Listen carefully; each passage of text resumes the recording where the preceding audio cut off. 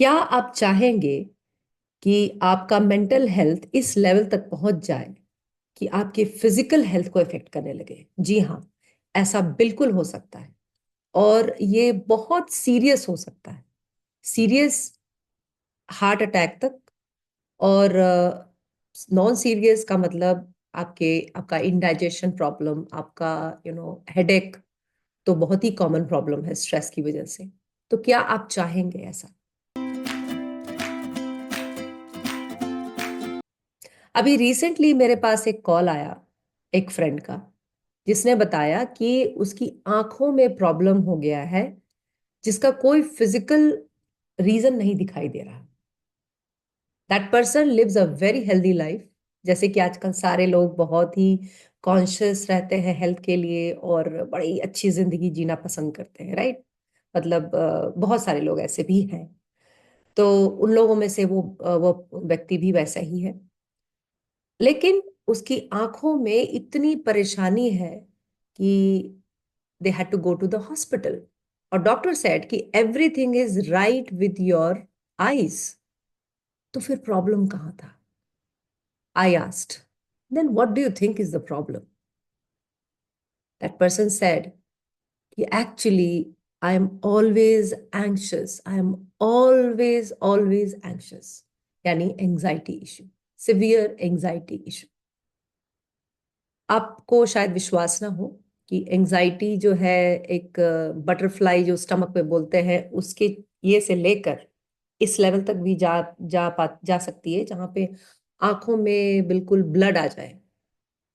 ये एक common case नहीं है, लेकिन कॉमन केस जो है जहां पे मेंटल हेल्थ की वजह से आपका फिजिकल हेल्थ भी इम्पैक्टेड होता है। जैसे हेडेक, जैसे मतलब वेलनेस, अच्छा एक जो नॉर्मल वेलनेस है वो फील नहीं हो पाना, इनडाइजेशन, बहुत सारे पैचेस या एलर्जिक रिएक्शन बॉडी करती है जो कि बताती है कि यू आर नॉट वेल। और बहुत बार आप रहते भी हैं अच्छे जगह पे, खाते भी हैं सही, आप एक्सरसाइज करने में भी नहीं चूकते, इसके बावजूद ये सारी प्रॉब्लम्स हैं। यहां पर जब ऐसा होने लगे तो रुक जाना चाहिए, क्योंकि आपसे बढ़कर, आपसे ज्यादा इंपॉर्टेंट इस लाइफ में कोई नहीं है। आपकी फैमिली के लिए भी और आपके खुद के लिए भी। आपका ही अस्तित्व तो आपके लिए सबसे ज्यादा इंपॉर्टेंट होना चाहिए। Who are you? If I ask you this question, who are you? Your response is not your name, it's your brain, it's your mental health. इतना जरूरी है। यानी आपका जो एग्जिस्टेंस है, the very existence is actually your mental health. And that's why I keep insisting on that mental health is more important than physical health, no less. क्योंकि अगर आप अवेयर रहेंगे कि आपके फिजिकलिटी के साथ क्या चल रहा है, फिजिकल एस्पेक्ट आपका कैसा है, क्या आपको यहाँ तकलीफ है। आपको पता है, अगर आपको तकलीफ भी है शरीर के किसी भाग में और कोई व्यक्ति डिप्रेस्ड है, तो वो अपना ख्याल नहीं रख सकता।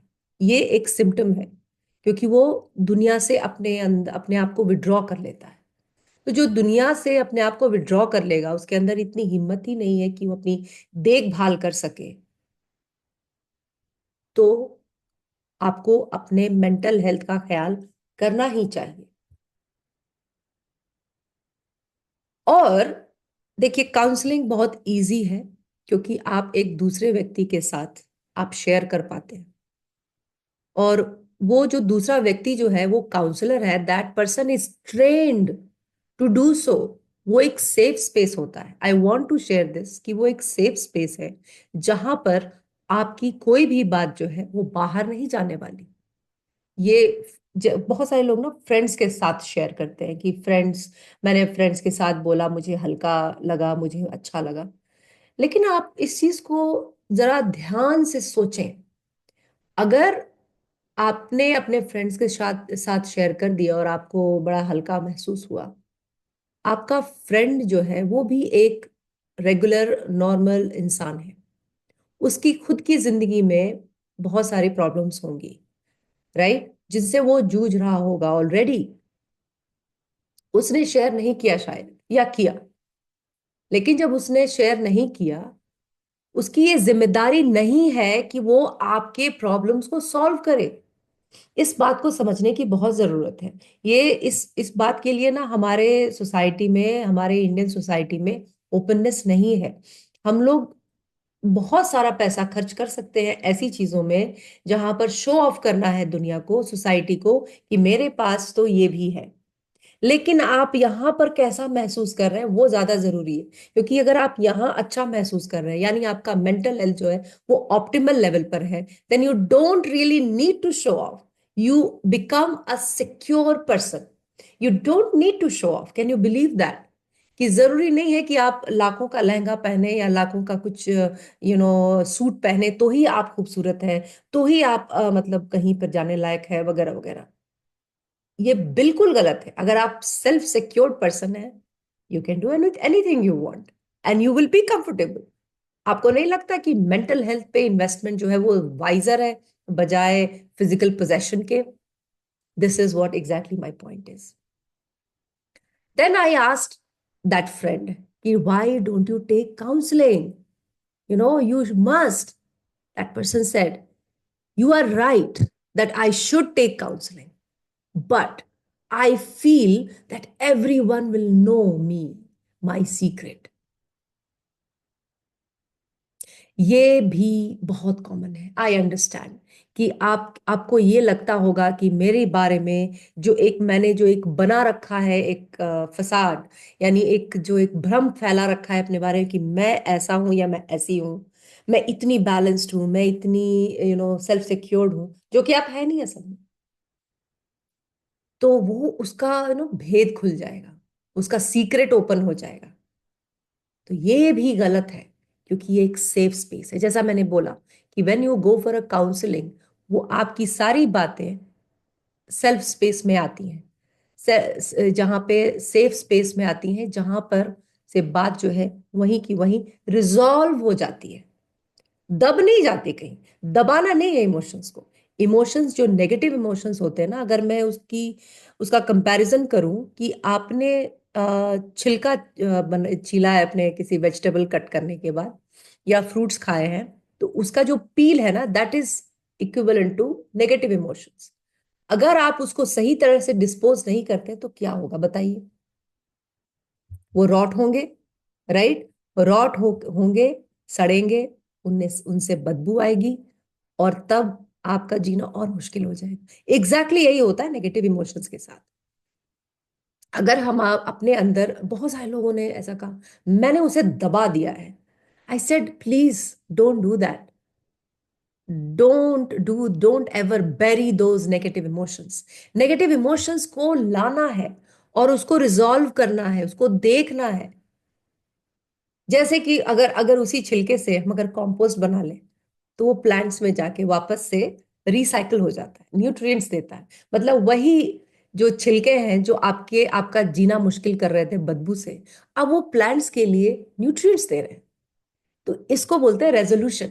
उसी तरह से आपको अपने नेगेटिव इमोशंस के साथ डील करना है।